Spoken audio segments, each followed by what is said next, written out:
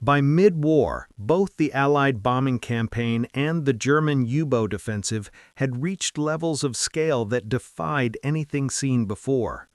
These were no longer experimental strategies or limited operations. They were vast systems of destruction, consuming men, machines, and resources at a pace that strained even the greatest industrial powers on Earth. To understand which campaign was more effective, we must examine not just intent or ideology, but raw output: ships sunk, bombs dropped, factories destroyed, lives lost, and the ability of each side to adapt under pressure. At its peak, the German U-boat fleet numbered more than 400 submarines.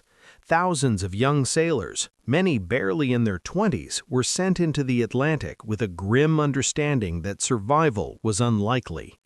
Early successes were dramatic. Between 1940 and 1942, German submarines sank more than 14 million tons of Allied shipping. Tankers burned, freighters vanished, and entire supply chains disappeared beneath the waves. Food rationing tightened in Britain, fuel shortages loomed, and the margin between survival and collapse often came down to weeks of imports. Yet the Allies were not passive victims. Each ship lost forced innovation. Convoy systems were refined, escort vessels multiplied, and the ocean itself became a battlefield mapped by sonar, radar, and radio intelligence. Long-range patrol aircraft closed the infamous air gap in the mid-Atlantic. Escort carriers turned convoys into moving fortresses. The hunter was slowly becoming the hunted. By contrast, the Allied bombing campaign expanded with relentless momentum. In 1943 alone, the Allies dropped more bombs on Germany than in all previous years combined. Entire fleets of bombers, sometimes more than 1,000 aircraft in a single raid, crossed into hostile airspace, facing flak, fighters, and appalling casualty rates. Crews knew the odds. A bomber crew in 1943 had a statistical chance of survival barely better than a coin toss over a full tour of duty. The human cost was staggering. Tens of thousands of Allied airmen were killed or captured. German civilians suffered on a scale that still fuels moral debate decades later. Cities became targets not only for what they produced, but for what they represented: morale, identity, and the will to resist. Firestorms erased neighborhoods in minutes. Families suffocated in shelters as oxygen vanished. Cultural landmarks centuries old were reduced to ash. Despite this devastation, Germany's ability to adapt was remarkable. Production was decentralized, factories moved underground, women, forced laborers, and prisoners of war replaced men sent to the front. Albert Speer, appointed Minister of Armaments in 1942, orchestrated a ruthless but effective mobilization of resources. For a time, German output actually increased under bombing, creating the illusion that the air campaign had failed. But this illusion masked a deeper reality. Bombing forced Germany to fight a defensive war inside its own borders. Resources that could have gone to tanks, submarines, or aircraft were diverted to air defense, repairs, and reconstruction. Hundreds of thousands of soldiers were tied down manning anti-aircraft guns. Fighter planes that could have challenged Allied bombers over Normandy or the Eastern Front were instead consumed in desperate defense of the Reich. Meanwhile, the U-boat arm faced its own reckoning. The Atlantic was no longer a place of opportunity, it was a graveyard. In 1943 alone, Germany lost more than 40% of its operational submarines. Crews were killed faster than they could be trained. Veterans with hard-earned experience were replaced by novices facing increasingly impossible odds. Morale collapsed as patrols turned into near-certain death sentences.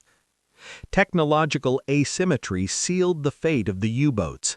Allied codebreakers penetrated German naval communications, allowing convoys to reroute away from wolf packs or ambush them outright.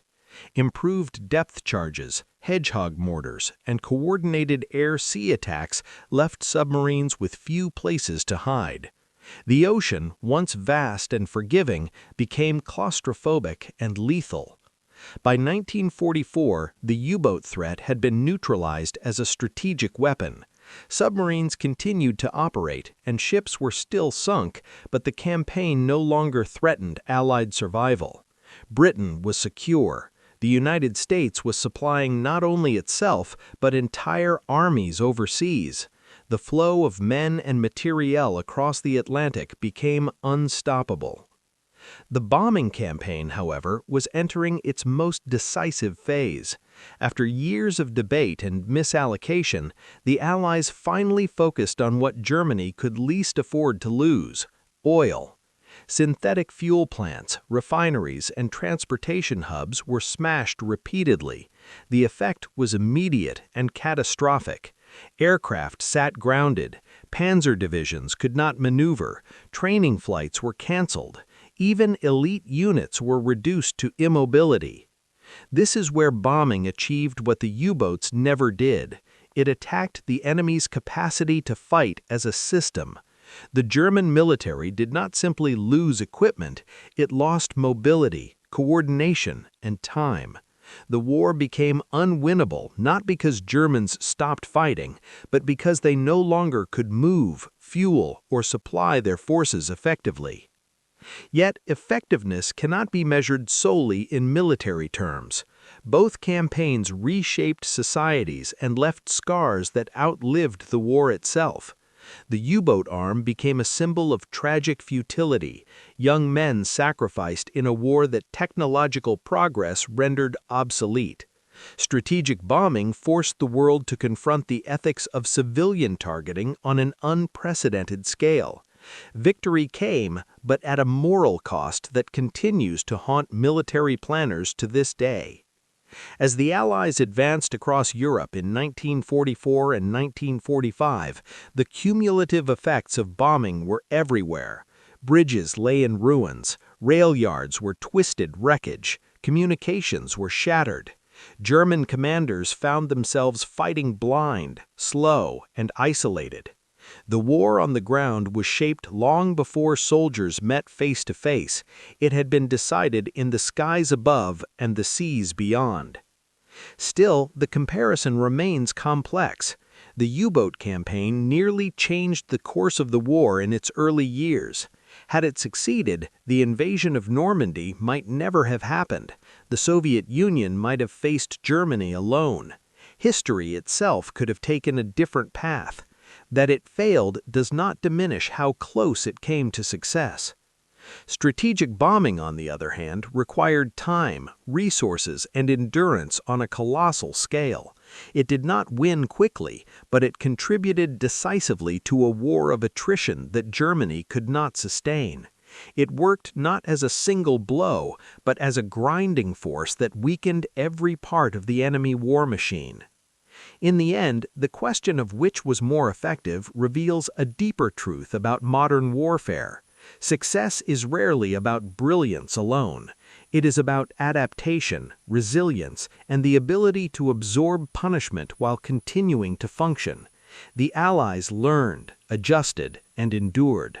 Nazi Germany, constrained by ideology and limited resources, could not. By the height of the Second World War, the fate of Nazi Germany hinged not only on the armies clashing across Europe's battlefields, but on two vast, unseen wars fought far from the front lines. One raged in the skies above German cities, where thousands of Allied bombers thundered overhead night after night, turning industrial centers into seas of fire. The other unfolded silently beneath the waves of the Atlantic, where German U-boats hunted Allied shipping with ruthless precision, attempting to choke Britain into submission. These two campaigns, Allied strategic bombing and the U-boat war, were among the most destructive, controversial, and consequential efforts of the entire conflict. But which was truly more effective? To answer that question, we must strip away myth, propaganda, and post-war justification and examine what each campaign was designed to achieve, what it actually accomplished, and at what cost. This is the story of firestorms and torpedoes, of cities reduced to rubble and convoys sent to the ocean floor, and of how industrial warfare decided the fate of the Third Reich. When Adolf Hitler came to power in 1933, Germany's military leadership was already obsessed with the idea of economic warfare. The First World War had proven that modern wars were not won solely by battlefield victories, but by the ability to sustain industry, transport, and civilian morale. Germany's defeat in 1918 had been blamed not on military collapse, but on starvation, blockade, and exhaustion at home. Both the Allies and the Nazis carried this lesson into the next war, and they prepared accordingly. For the Western Allies, particularly Britain and later the United States, strategic bombing emerged as the primary method of striking directly at the heart of Germany without another catastrophic ground war like the Somme or Verdun. Bombers could bypass the front lines entirely and attack factories, railways, oil refineries, and cities themselves. The logic was simple and terrifying. Destroy Germany's ability to produce weapons, shatter civilian morale, and force surrender from the air. For Nazi Germany, the answer lay beneath the Atlantic. Britain was an island nation, utterly dependent on imported food, fuel, and raw materials. If those sea lanes could be severed, Britain would starve, collapse economically, and be forced to negotiate peace, all without the need for a costly invasion. German U-boats or U-boats were the perfect weapon for this task, cheap, stealthy, and deadly. At the outbreak of war in September 1939, both strategies seemed poised for success. German U-boats immediately began sinking Allied shipping at alarming rates. Meanwhile, Britain began limited bombing raids against German targets, carefully avoiding civilian centers at first. But as the war escalated, restraint vanished, and total war took its place. The U-boat campaign entered its first deadly phase during what German submariners called the First Happy Time. Allied anti-submarine defenses were woefully inadequate. Convoys were poorly organized, sonar technology was primitive, and air patrols could not yet cover the vast expanses of the Atlantic. German commanders like Karl Donitz believed victory was only a matter of time. Each sunken ship represented lost food, lost fuel, and lost industrial capacity for Britain. In 1941 alone, millions of tons of Allied shipping were sent to the bottom of the sea. The psychological impact was enormous. Sailors knew that death could come without warning, in darkness, from an enemy they would never see. Entire crews vanished in minutes, leaving only oil slicks and debris behind. For Britain, the threat was existential. Prime Minister Winston Churchill later admitted that the U-boat menace was the only thing that ever truly frightened him during the war. Yet even as the U-boats struck hard, cracks began to appear. German submarines were vulnerable when surfaced, slow underwater, and increasingly hunted by Allied technology. Radar, long-range patrol aircraft, escort carriers, depth charges, and the breaking of German naval codes steadily turned the tide. By 1943, the Atlantic had become a killing ground not for Allied ships, but for U-boats themselves. Entire wolf packs were wiped out, and German losses became unsustainable. As the Battle of the Atlantic raged, the air war over Europe was transforming into something unprecedented in human history. Early Allied bombing efforts were inaccurate and limited, but by 1942 the scale had exploded. Britain's Royal Air Force adopted a strategy of nighttime area bombing, deliberately targeting entire cities to break German morale. The United States Army Air Forces, entering the war in force, pursued daylight precision bombing aimed at industrial targets, though in practice bombs often fell far from their intended marks. Cities like Hamburg, Cologne, and later Dresden were consumed by firestorms so intense they created hurricane-force winds, sucking oxygen from the air and incinerating everything in their path. Hundreds of thousands of civilians were killed. Millions were left homeless. German industry was forced underground, dispersed, or rebuilt again and again under relentless attack. Yet the effectiveness of strategic bombing has remained one of the most hotly debated questions of the war. Despite the devastation, German war production continued to rise well into 1944. Tanks, aircraft, and ammunition poured from factories even as cities lay in ruins. Civilian morale, while strained, did not collapse in the way Allied planners had hoped. Instead of revolt, bombing often hardened German resolve, at least in the short term. However, bombing achieved results that were less visible but ultimately decisive. The destruction of transportation networks crippled logistics. Oil refineries, once finally prioritized, brought the German war machine to a grinding halt. Aircraft production was strangled not by destroyed factories, but by shortages of fuel and trained pilots. By late 1944, German tanks and planes existed largely on paper, immobilized by lack of resources. Comparing the two campaigns reveals a stark contrast in scale and outcome. The U-boat war inflicted enormous damage and nearly brought Britain to its knees, but it failed to achieve its ultimate objective. Britain survived, adapted, and eventually overwhelmed the submarine threat. German losses at sea became catastrophic, and the campaign drained skilled crews and resources Germany could ill afford to lose. Strategic bombing contrast did not deliver the quick knockout blow its advocates promised.